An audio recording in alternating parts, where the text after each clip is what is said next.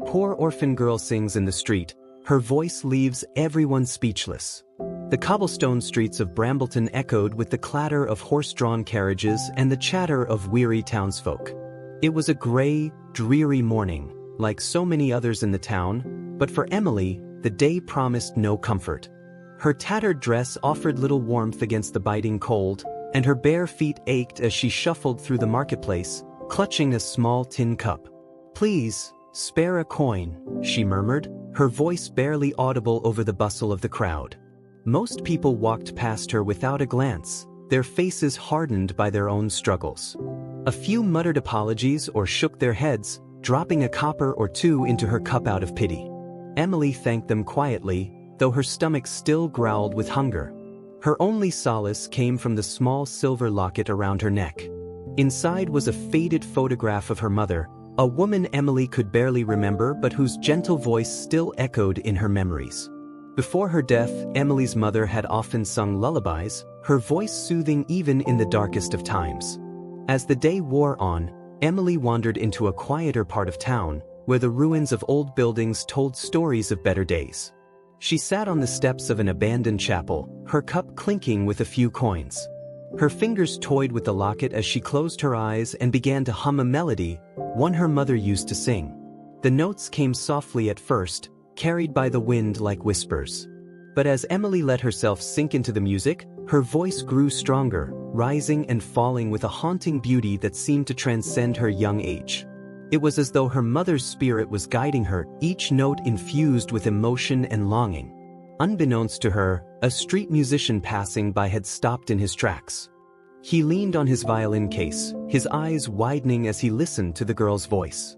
When Emily finished the song, she opened her eyes to find him staring at her. "That voice," he murmured. "Where did you learn to sing like that?" Emily flushed, pulling her shawl tighter around her shoulders. "Nowhere," she said softly. "I just sing sometimes." The musician crouched down to meet her gaze. "You have a gift," he said earnestly. "You shouldn't keep it hidden." Emily looked away, unsure of how to respond. She'd always sung for herself, never daring to share her voice with others. It was the only thing that brought her comfort, and she was afraid to let the world taint it.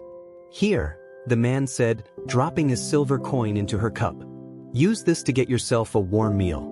And remember, your voice is worth more than all the gold in the world." The winter that year was harsher than any Emily had known. Snow piled high on the streets, and the wind howled through the cracks in the walls of the abandoned shop where she slept. Her small tin cup was emptier than usual, fewer people were willing to part with their coins in such difficult times. One evening, as her stomach growled and her fingers turned numb, Emily made a decision that frightened her. She would sing in the town square, openly, for all to hear. If she could draw a crowd, perhaps she could earn enough to survive another week. The next morning, she stood trembling at the edge of the square, her locket clutched tightly in her hand. People bustled past her, their faces set against the cold. Taking a deep breath, she closed her eyes and began to sing. Her voice rose above the din of the market, clear and powerful, carrying a melody that seemed to warm the frigid air. Conversations stopped as heads turned toward the sound. One by one, people began to gather, forming a small circle around the girl with the angelic voice. By the time she finished the song, the square was silent. Then, a smattering of applause broke out, followed by more. Coins clinked into her cup as strangers offered her smiles and words of encouragement. "That was beautiful, child," an elderly woman said, pressing a loaf of bread into Emily's hands. "Don't ever stop singing." Emily's eyes filled with tears as she clutched the bread to her chest. For the first time in a long while, she felt seen, not as a pitiful orphan, but as someone with something to offer the world. Emily's performance in the square became the talk of the town. Shopkeepers who had once ignored her began to ask when she'd sing again. Children begged their parents to take them to the square, eager to hear the girl with the voice of an angel. Though Emily was overwhelmed by the attention, she couldn't deny how singing in front of others made her feel free, alive, and, for the first time, hopeful. Each morning, she would gather her courage and return to the square. With her tin cup placed in front of her and her mother's locket clasped in her hand, she would close her eyes and sing. The melodies she chose often came from memories of her mother's lullabies or snippets of hymns she'd heard in passing. Her voice, raw and filled with emotion, seemed to cut through the cold air and touch the hearts of all who listened. It wasn't long before her performances began drawing larger crowds. Townsfolk who had once avoided her now stayed to listen, their faces softening as her voice transported them from their harsh reality. The grocer started setting aside bruised fruit for her, and a baker offered her leftover rolls at the end of the day. One afternoon, a middle-aged woman wearing a fur-lined coat and a wide-brimmed hat stopped to listen. Her sharp eyes studied Emily intently as she sang. When Emily finished, the woman stepped forward, dropping a few silver coins into her cup. "What's your name, child?" the woman asked. "Emily, ma'am," she replied hesitantly, her voice barely above a whisper. "Well, Emily," the woman said, her tone firm but not unkind, "you have a remarkable gift. You shouldn't waste it on street corners." Emily blinked, unsure of what to say. The woman handed her a card with elegant script printed on it. "My name is Mrs. Harrington. I'm a vocal instructor. If you're serious about your singing, come to my home tomorrow. I may be able to help you." The next morning, Emily found herself standing outside a grand townhouse with trembling hands. The card in her pocket felt heavier than it should, and she wondered if she had made a mistake. What if Mrs. Harrington changed her mind when she saw how ragged Emily looked? What if this was all some cruel joke? Summoning her courage, she knocked on the door. A maid answered and ushered her into a lavish parlor where Mrs. Harrington awaited. The woman looked her over critically, but her expression softened when Emily nervously explained her story. "Let's hear you sing," Mrs. Harrington said, motioning for her to stand in the center of the room. Emily hesitated, clutching her locket for comfort. Then, taking a deep breath, she began to sing. Her voice filled the room, rising and falling with a haunting beauty that brought tears to Mrs. Harrington's eyes. When Emily finished, Mrs. Harrington nodded approvingly. "You have raw talent, child, more than I've seen in years. But you need training if you want to make something of it. I'll teach you, but only if you're willing to work hard." Emily's heart soared. "I'll do whatever it takes," she promised. For the first time in her life, Emily had structure and purpose. She spent her mornings practicing scales and learning to read music under Mrs. Harrington's watchful eye. Though the lessons were grueling, Emily embraced the challenge, eager to prove herself. At first, Mrs. Harrington insisted she stay at the townhouse during the day but return to the streets at night. "I can't have people gossiping about me taking in a street urchin," she said. "It's not proper." Though Emily was disappointed, she understood. She would return to her makeshift shelter each evening, using the coins she earned from singing to buy food and keep herself warm.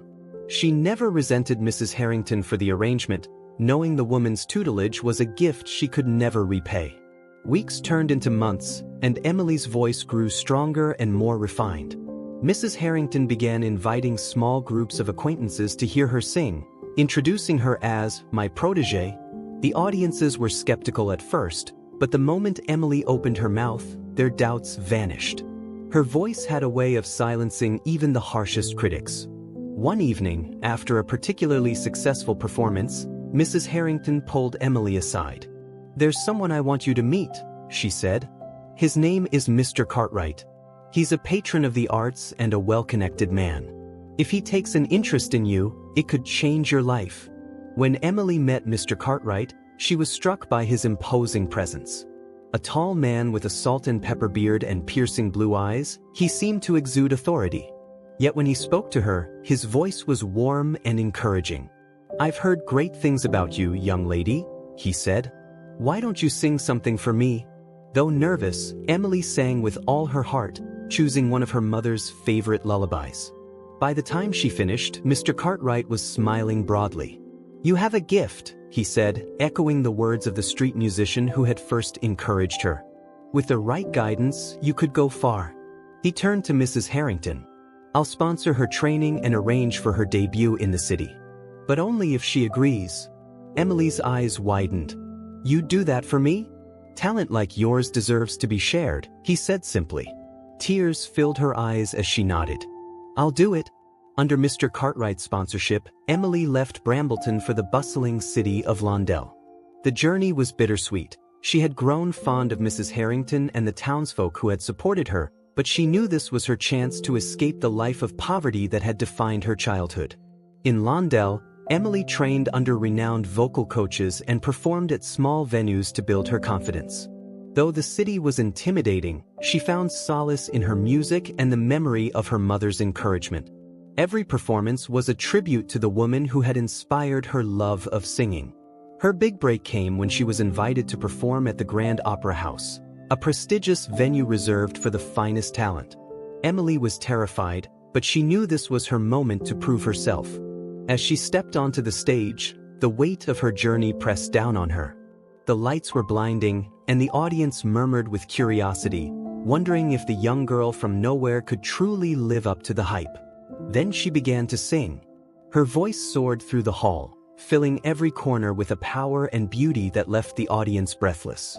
It was as though the hardships she had endured had been transformed into something magical, something that could touch the hearts of everyone who heard her. When she finished, there was a moment of stunned silence before the audience erupted into applause.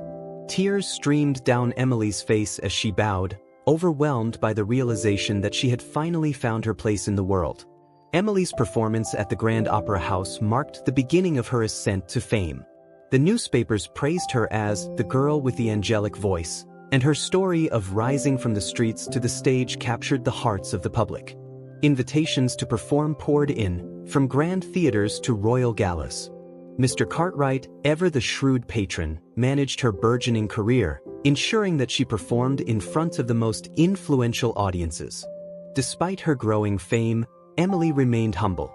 She insisted on keeping her locket with her at all times, a small reminder of her roots and the mother who had inspired her love for music.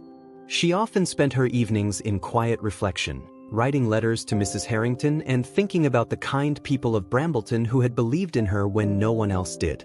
Yet, fame came with its own set of challenges. Some critics dismissed her talent, claiming her story was a publicity stunt. Others questioned her ability to sustain her success, saying she lacked the refinement of singers born into privilege. Emily tried to ignore their words, focusing instead on her music and the joy it brought to others. One day, as she prepared for a performance at an international music festival, Emily received a letter from Mrs. Harrington. The letter was brief but heartfelt, congratulating Emily on her success and expressing how proud the townsfolk of Brambleton were of her. At the end of the letter, Mrs. Harrington wrote, "The town has changed, dear Emily, but not as much as you might think. We still struggle, and the children here still dream of brighter futures. Perhaps one day, you'll return and show them that dreams do come true." The words lingered in Emily's mind long after she put the letter down. She realized that while she had left Brambleton behind, it was still a part of her, and it always would be. Determined to give back to the town that had given her her start, she wrote to Mr. Cartwright with a bold request. She wanted to organize a charity concert in Brambleton, with all proceeds going toward rebuilding the town and creating opportunities for the children who lived there. Mr. Cartwright was hesitant at first, concerned about the logistical challenges, but Emily's passion won him over. Plans were soon underway, and news of the concert spread quickly. People from far and wide purchased tickets, eager to see the now famous Emily perform in her hometown. The night of the concert was one of the most magical evenings Brambleton had ever seen.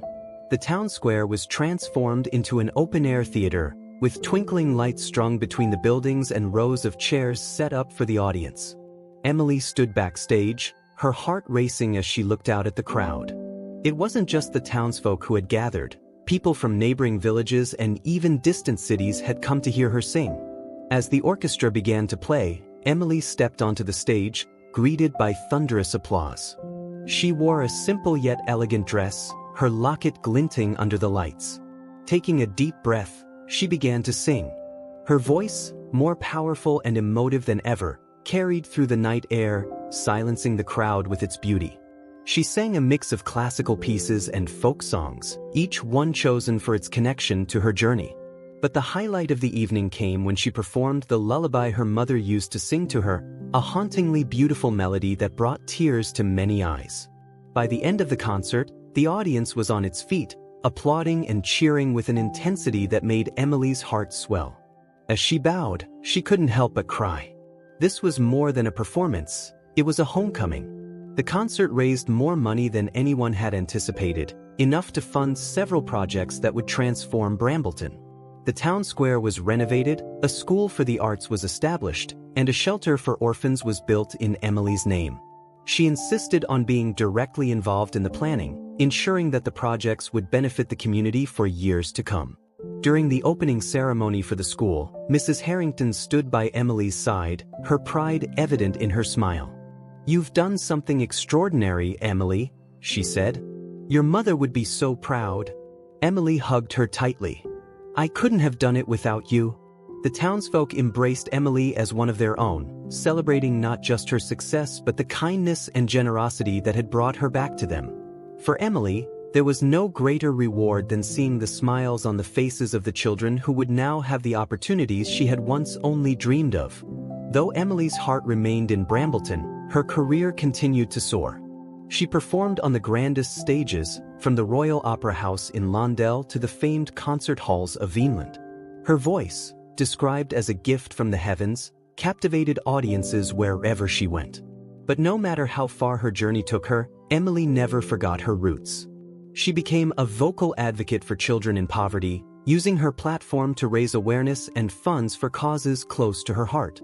Every year, she returned to Brambleton to perform at the school's recital, often singing alongside the children she had inspired. Years later, as Emily stood on the stage of the school's auditorium, she looked out at the audience and saw a young girl in the front row clutching a locket similar to her own. The girl's eyes sparkled with excitement, and Emily saw a reflection of herself in that small, hopeful face. After the performance, the girl approached her shyly. "Miss Emily," she said, her voice barely audible. "I want to be like you someday." Emily knelt down, smiling warmly. "You already have everything you need," she said. "Just keep singing and never stop believing in yourself." The girl beamed, and Emily felt a deep sense of fulfillment. Her journey, once marked by struggle and despair, had come full circle. She had not only found her voice but had used it to create a legacy of hope and resilience. As the years passed, Emily's story became a source of inspiration for countless others. Her songs were sung in classrooms and concert halls, her name synonymous with perseverance and generosity. The school in Brambleton flourished, producing musicians, artists, and dreamers who carried her message forward. And though Emily's locket eventually faded with time, the memory of her mother's lullabies and the love they represented never did. For Emily, her voice was more than a gift. It was a bridge between her past and the future she had helped build for others. Her story became a testament to the power of believing in oneself, even in the face of adversity. And for those who heard her sing, there was no doubt that Emily's voice, once born of desperation on the streets of Brambleton, would echo through history forever. Years passed, and Emily's story continued to inspire generations. The Brambleton School of the Arts became a beacon of hope for talented children who faced hardships like Emily once did. Students came from all over the country, eager to learn and grow in an environment that championed creativity, resilience, and kindness. As Emily's fame spread, she turned her focus to advocacy, founding an organization called Voices of Hope, which provided scholarships and mentorship to young singers from underprivileged backgrounds. The organization grew rapidly, partnering with music schools and charities worldwide to ensure that no child with a gift for music was held back by their circumstances. Emily's concerts became global events, each one dedicated to a cause close to her heart. She performed in war-torn regions to raise funds for rebuilding schools, sang at hospitals to bring comfort to the sick, and organized charity galas that brought together some of the world's most influential figures. Her voice, once a secret she kept to herself, had become a powerful tool for change. In her later years, Emily retired from the spotlight but remained deeply involved in her foundation. She spent much of her time in Brambleton, mentoring young singers at the school and attending every recital. To the children, she was not just a legend but a beloved mentor who always had a kind word and an encouraging smile. One crisp autumn evening, as the leaves turned golden, Emily sat on a bench in the town square where she had once sung for survival. She watched as a group of children played nearby, their laughter filling the air. Among them was a young girl holding a small tin cup, her voice rising in a sweet melody that caught Emily's attention. The girl reminded Emily of herself, small, hopeful, and filled with a determination that shone through her eyes. Emily approached her with a smile. "That's a beautiful song," she said gently. "What's your name?" "Clara," the girl replied shyly. "I like to sing, but I don't think I'm very good." Emily knelt down, her voice soft but firm. "Clara, never let anyone tell you that you're not good enough. Your voice is a gift, and the world needs to hear it." She handed the girl a small card with the address of the Brambleton School of the Arts. "Come to the school tomorrow. I'd love to hear you sing again." Clara's face lit up with joy, and Emily felt a warmth in her heart that reminded her of why she had started her journey in the first place. A century after Emily's birth, the town of Brambleton hosted a grand celebration in her honor. The school, now named the Emily Carter Academy of the Arts, had grown into a world-renowned institution. Musicians, artists, and admirers from all corners of the globe gathered to pay tribute to the woman who had changed so many lives. The centerpiece of the event was a statue of Emily, placed in the town square where her journey had begun. The statue depicted her as a young girl, clutching her locket and singing with a look of determination on her face. Inscribed at the base were the words, "Her voice gave us hope. Her heart gave us courage. Her legacy will live forever." During the ceremony, a young student from the academy performed the lullaby that Emily's mother had once sung to her. As the hauntingly beautiful melody filled the air, there wasn't a dry eye in the crowd. For those who had known Emily, it was a poignant reminder of her journey. For the younger generations, it was an inspiration to follow in her footsteps. Emily's story became more than a tale of personal triumph. It became a universal symbol of resilience, kindness, and the transformative power of art. Her foundation, Voices of Hope, continued to thrive, touching lives in ways she could never have imagined. Children who once doubted their worth found confidence through music, and communities once burdened by despair found solace in the beauty of her legacy. In classrooms, books, and stages across the world, Emily's name was spoken with reverence. Her songs were passed down from generation to generation, each note carrying the spirit of the little girl who had once sung in the streets of Brambleton. And though Emily herself was no longer there to hear the applause, her voice continued to echo through the hearts of all who believed in the power of hope and the magic of a song. Emily's rise to fame wasn't without its challenges. Though her talent was undeniable, her humble beginnings often became a point of contention among critics. She may have a beautiful voice, but does she truly belong on the world's most prestigious stages? One headline read, "Emily, while outwardly poised, struggled internally with these criticisms. In her quiet moments, she wondered if she was worthy of the opportunities she'd been given." Mrs. Harrington, always quick to offer advice, reminded her, "Talent and hard work have brought you here, Emily. Never let anyone make you feel you don't belong."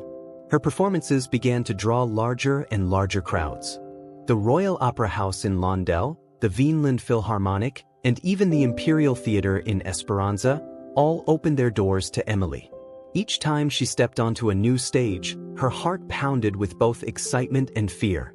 But as the first notes left her lips, all her doubts melted away, replaced by the sheer joy of sharing her music. As Emily's fame grew, so did the reach of Voices of Hope. One of the Foundation's first international programs was in a small village in South America, where children had never seen a live performance. Emily herself traveled to the village, setting up a makeshift stage in the town square. When she began to sing, the children's eyes widened with wonder. For many, it was the first time they had ever heard live music. Afterward, Emily spent hours speaking with them, encouraging their dreams and teaching them simple melodies. One boy, Javier, stood out to her. At only 10 years old, he had a natural ear for music, picking up melodies after hearing them just once. "You remind me of someone I used to know," Emily told him with a smile. Years later, Javier would become a celebrated pianist, crediting Emily as his inspiration. As she traveled the world, Emily often wondered about her own origins. The locket she carried was her only connection to her mother, and though it brought her comfort, it also left her with unanswered questions. Who was her mother before she became a singer? Did Emily have other family members she had never known? With the help of a genealogist, Emily began piecing together her family history. She discovered that her mother had once been part of a traveling choir, performing across the countryside. Through old records and letters, Emily learned about her mother's struggles, dreams, and the sacrifices she had made to give Emily a chance at life. Her search eventually led her to a small town where she met a distant cousin, a kind woman named Margaret who shared stories of Emily's mother as a young girl. The meeting brought Emily a sense of closure and a deeper understanding of the woman who had given her the gift of music. Emily's final grand concert was unlike anything the world had ever seen. Held in Brambleton, it was both a celebration of her legacy and a fundraiser for the next phase of Voices of Hope. People traveled from across the globe to attend, filling the town square and every nearby field. The stage was adorned with flowers and lights, and the air buzzed with anticipation. Emily, now in her 60s, stood backstage, taking deep breaths as she prepared for her performance. She wore a simple gown, her locket resting against her chest. When she stepped onto the stage, the crowd erupted into applause. Emily smiled, tears glistening in her eyes. "Thank you for being here," she said, her voice filled with emotion. "Tonight, we're not just celebrating music. We're celebrating the power of hope." She began with her most famous songs, each one carrying a message of resilience and love. But the highlight of the evening came when she invited a group of children from the Brambleton School to join her on stage. Together, they performed a medley of songs, their voices blending harmoniously. As the final notes faded, Emily addressed the crowd one last time. "This journey started with a song," she said. "A song my mother taught me, a song that gave me hope when I had nothing else. Tonight I want to share it with you." She sang the lullaby with all the love and gratitude in her heart. The audience was silent, many wiping away tears. When she finished, the applause was deafening, a fitting tribute to a life dedicated to music, love, and hope. Emily's foundation, Voices of Hope, grew into a force for good that far exceeded her initial dreams. What had started as a small initiative in Brambleton became an international movement, touching the lives of children from every corner of the globe. Each chapter of the foundation bore Emily's philosophy. Music wasn't just art, it was a lifeline, a language that transcended barriers of class, culture, and circumstance. In a bustling city in East Africa, a boy named Malik grew up amidst the chaos of overcrowded streets and struggling schools. Malik's father, a street vendor, barely earned enough to provide for their family. Despite their challenges, Malik had an innate love for rhythm. He would tap beats on any surface he could find, imagining a world where his music could take him far beyond the streets of his neighborhood. When Voices of Hope opened a local chapter in Malik City, he hesitated to join. He didn't see himself as talented or deserving, but one of the volunteers convinced him to attend a drumming workshop. As soon as Malik's hands hit the drum, it was clear he had a gift. The instructors encouraged him, teaching him how to refine his skills and introducing him to musical traditions from around the world. Malik flourished, and when Emily visited the chapter during one of her international tours, she was captivated by his talent. She invited him to perform at one of her concerts, where his drumming mesmerized the audience. Years later, Malik became a world-renowned percussionist, often crediting Voices of Hope and Emily for giving him his start.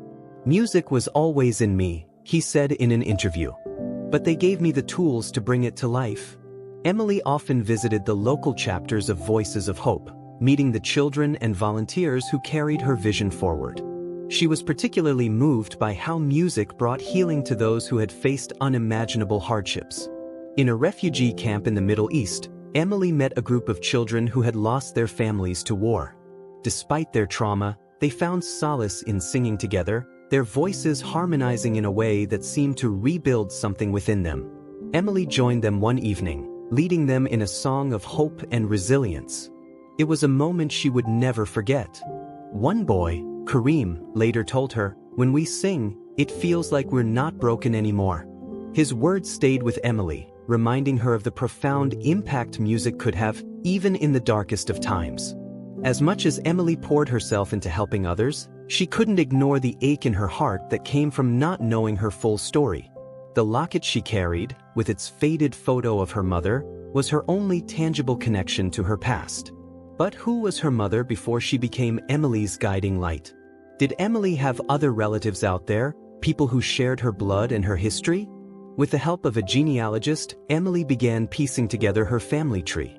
The process was slow and filled with dead ends, but eventually, a breakthrough came. Records led her to a small village in the countryside where her mother had grown up. Emily traveled there with a mix of excitement and trepidation, unsure of what she might find. In the village, she met Margaret, an elderly woman who turned out to be her mother's cousin. Margaret's face lit up when she saw the locket. "I remember this," she said, her voice trembling. "Your mother cherished it. She was always singing, just like you." Margaret shared stories of Emily's mother as a young girl, her dreams of becoming a singer, her struggles to escape the confines of a small town, and her deep love for music. Emily felt as though she were meeting her mother all over again, this time as a person with hopes and challenges of her own. The visit gave Emily a sense of closure she hadn't realized she needed. For the first time, she felt a deeper connection to her roots, and she vowed to honor her mother's memory in every note she sang. Back in Brambleton, Emily's influence continued to transform the town. The Emily Carter Academy of the Arts became a cornerstone of the community, offering free music classes to children who couldn't afford them. The town square, once a place of struggle for Emily, was now a vibrant hub of cultural events, with concerts, festivals, and performances year-round. The townsfolk took immense pride in Emily's success, often telling visitors, "She's one of us." They created an annual festival in her honor, drawing performers and audiences from across the country. Emily made it a point to attend every year, often surprising the crowd with impromptu performances. One summer, during the festival's closing ceremony, Emily stood on the same steps where she had once sung as a desperate child. Her voice carried through the square, resonating with hope and gratitude. The crowd erupted in applause, and Emily felt a deep sense of fulfillment. Brambleton was no longer a place of hardship for her. It was home. As Emily approached her later years, she decided to organize one final concert, a farewell performance that would celebrate her journey and raise funds for the global expansion of Voices of Hope. The event was planned for Brambleton, drawing thousands of attendees from all over the world. The entire town came together to prepare for the concert. The town square was transformed into a breathtaking open-air theater, with twinkling lights, elegant seating, and a massive stage. Local children helped decorate, while musicians and technicians traveled from afar to contribute their talents. Emily spent weeks rehearsing, not just for her solo performances but also for the collaborative pieces she had planned with students from the academy. She wanted the concert to be more than a showcase of her talent. It was a tribute to the people and places that had shaped her. The night of the concert was electric. The square was filled to capacity, with additional crowds gathering in nearby fields to watch the live broadcast. Emily stepped onto the stage, her heart pounding with emotion as she looked out at the sea of faces. She opened with a powerful ballad, her voice carrying the depth of her experiences and the strength she had gained over the years.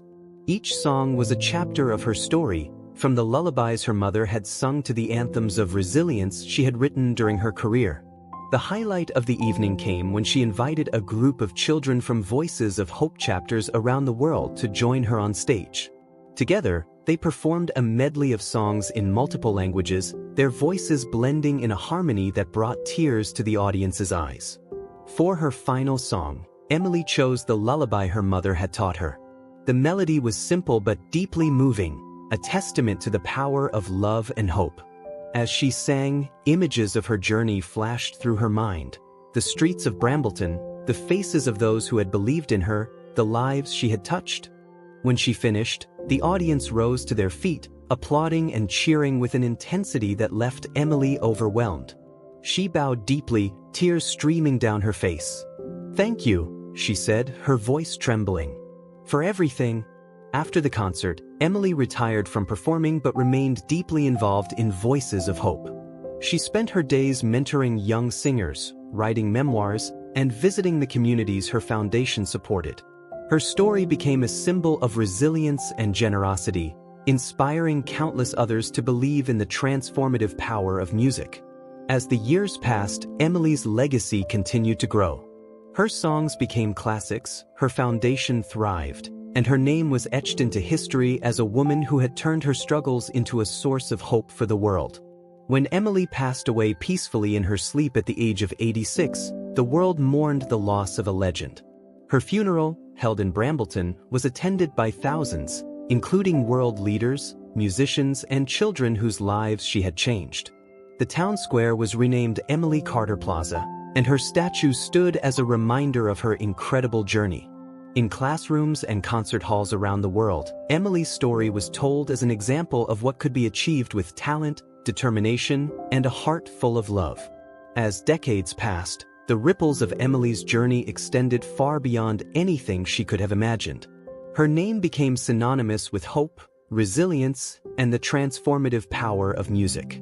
Voices of Hope flourished under the leadership of the students she had mentored, expanding its reach to over 50 countries and touching millions of lives. One of the most remarkable stories to emerge from Emily's foundation was that of Sophia, a young girl from a small mountain village in Eastern Europe.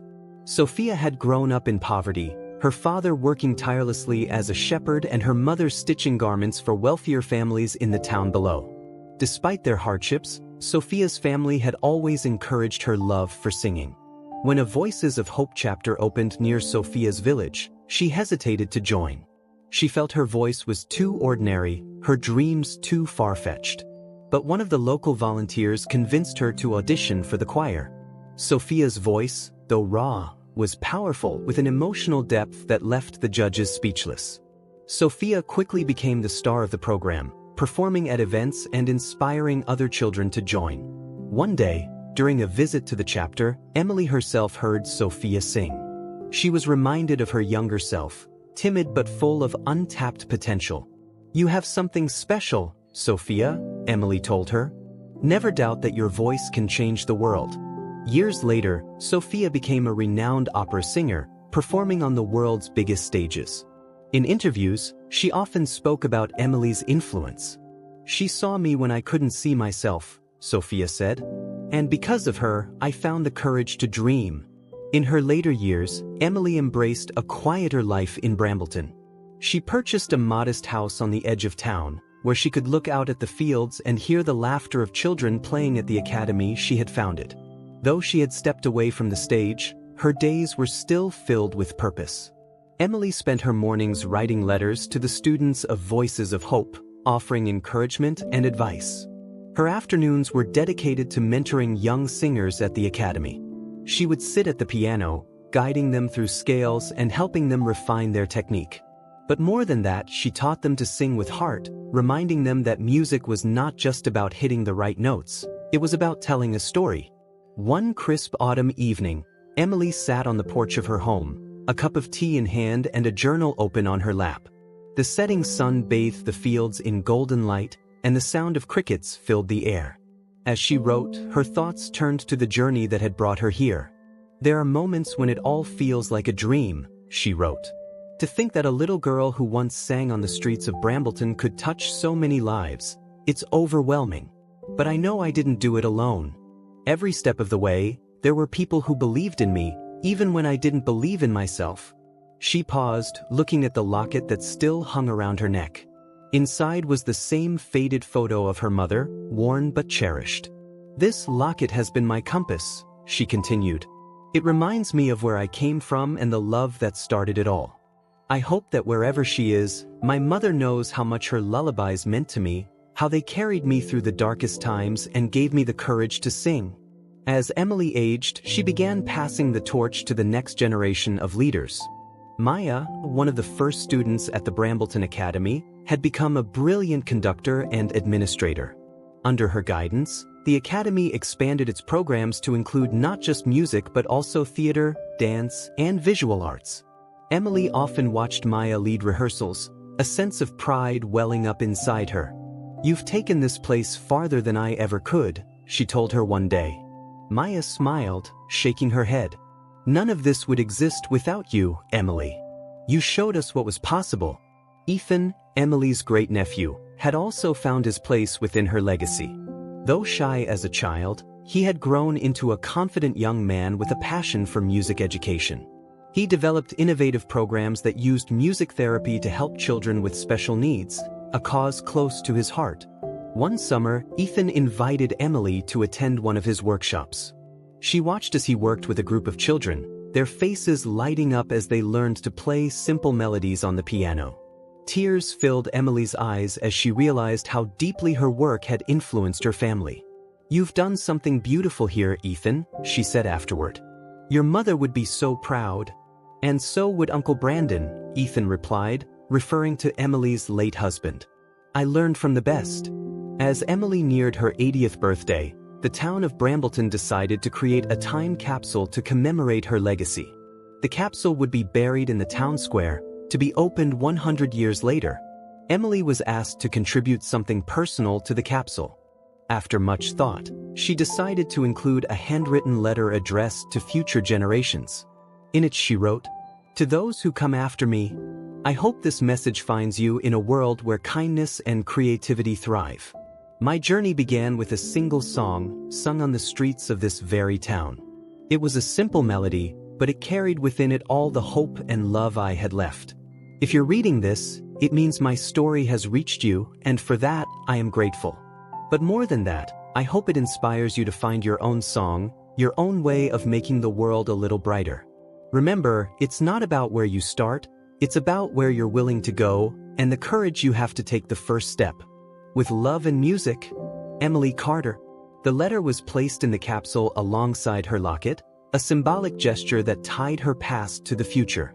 Emily passed away peacefully on a spring morning, surrounded by the people she loved.